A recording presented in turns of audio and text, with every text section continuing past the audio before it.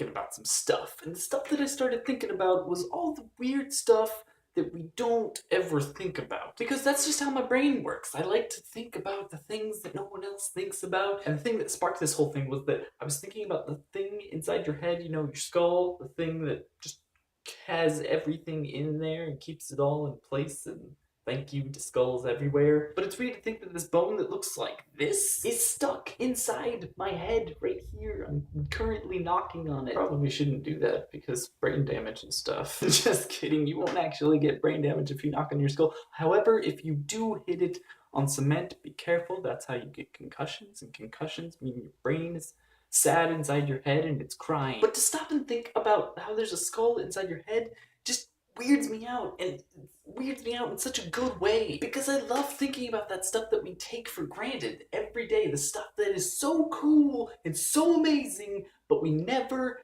ever think about it. Like right now, I'm not moving currently in the chair in my house because my house is not a mobile home, therefore it doesn't move. But I am moving through the universe because the galaxy is moving, our solar system's moving, orbit of the Earth is moving around the sun, and we're also rotating on an axis, and I'm going so fast, I need to slow down. It blows my mind how I can be traveling that fast and it doesn't even affect me. Or how about the fact that if you spin in a chair and you do it with your arms out, you can actually spin slower than if you bring your arms in. Conservation of momentum, and that is so cool. And now I am so dizzy that I need a second, just one moment break. These things that I'm looking at, that I see all over the place, like the skull and the fact that I'm moving even when I'm not moving, those things are what I really love about science, is because we can't just accept something for what it is. We have to push and push and push until we know the answer, and even then, the answer could get changed. Like for a long time, how we thought we knew how motion worked thanks to Newton, and then Einstein was like, hey,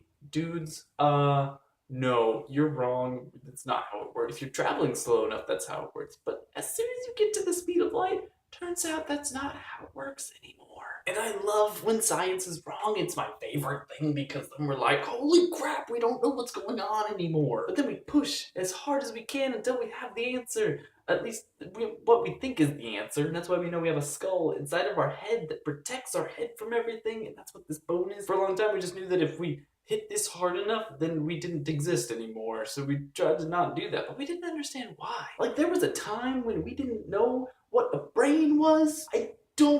How can you, I'm so thankful for all the stuff that we know currently, because it makes the world a more magical, special place to me. So in essence, the universe is an amazing place to be, blows my mind, and is completely amazing. And you should want to see all of it and learn everything about it, because it is awesome. Danny, I will see you tomorrow.